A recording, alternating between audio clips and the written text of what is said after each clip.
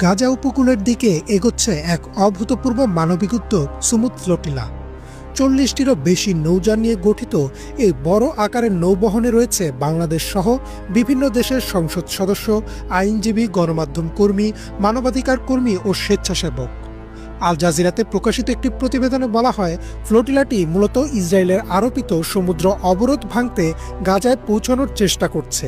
তাদের দাবি, ইসরায়েল আন্তর্জাতিক সামুদ্রিক আইন লঙ্ঘন করে গাজায় মানবিক সহায়তা প্রবেশে বাধা দিচ্ছে।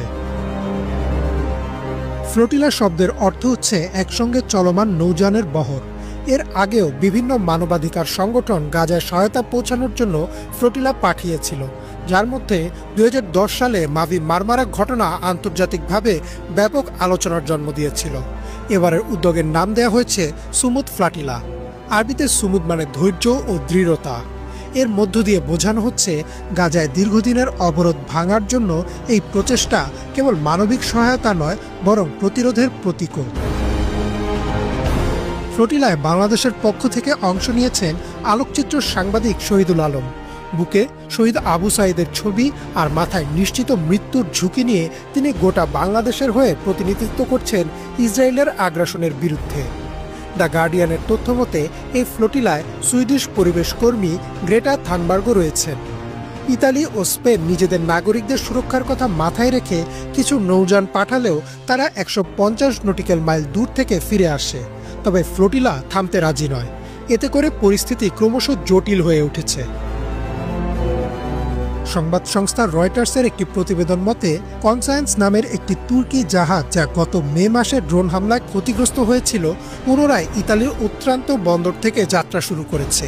তুর্কি এমপি সেমা সিলকিন জানান, জাহাজটি হামলার পরও গাজায় পৌঁছতে বদ্ধপরিকর। উল্লেখ্য, ওই হামলার জন্য ইসরায়েলকে দায়ী করা হলেও তারা এর দায় অস্বীকার করেছে। ইসরায়েলি গণমাধ্যম টাইমস অফ ইসরায়েল জানিয়েছে, দেশটির নৌবাহিনী ইতোমধ্যেই ফ্লোটিলাটি আটকানোর জন্য প্রস্তুতি নিচ্ছে। তারা দাবি করছে, গাজায় প্রবেশ করা যে কোনো অননুমোদিত জাহাজ হামাসের হাতে চলে যেতে পারে এবং এর মাধ্যমে অস্ত্র পাচারের সুযোগ তৈরি হতে পারে।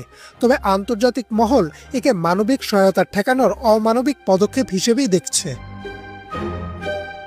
অন্যদিকে সাধারণ মানুষ সামাজিক মাধ্যমে এই ঘটনাকে নিয়ে ব্যাপক আলোচনা করছে। অনেকে বলছেন, যেখানে বিশ্ব শক্তিগুলো ব্যর্থ, সেখানে সাধারণ মানুষ ও মানবাধিকার কর্মীরাই সাহস নিয়ে এগিয়ে এসেছেন। আবার অনেকের ধারণা, ইসরায়েল যদি ফ্লোটিলার উপর আক্রমণ চালায়, তবে তার নতুন করে ২০১০ সালের মাভি মারমারা ঘটনার পুনরাবৃত্তি ঘটাবে এবং ইসরায়েল আরও তীব্র আন্তর্জাতিক আইন ও কূটনৈতিক চাপে পড়বে। দ্য জুইশ ইন্ডিপেন্ডেন্টে প্রকাশিত একটি বিশ্লেষণে বলা হয়, ফ্লোটিলার মধ্যে থাকা বহু কর্মীকে যদি আঘাত করা হয়, তবে তা আন্তর্জাতিক মানবাধিকার আইন লঙ্ঘনের শামিল হবে। ফ্লোটিলার সাফল্য গাজার জনগণের জন্য নতুন আশার আলো হয়ে উঠবে বলে আল জাজিরার একটি বিশ্লেষণে বলা হয়েছে। এতে করে ইসরায়েলের অবরোধ আবারও অমানবিক বলে প্রমাণিত হবে। অন্যদিকে এটি যদি ব্যর্থ হয় বা সহিংস আক্রমণের মুখে পড়ে, তবে আন্তর্জাতিক চাপ আরও বাড়বে এবং ইসরায়েলের কূটনৈতিক অবস্থান নড়বড়ে হয়ে যেতে পারে। এদিকে তুর্কি ও স্প্যানিশ যুদ্ধজাহাজ দূর থেকে সহায়তা দিচ্ছে বলেও জানা গেছে।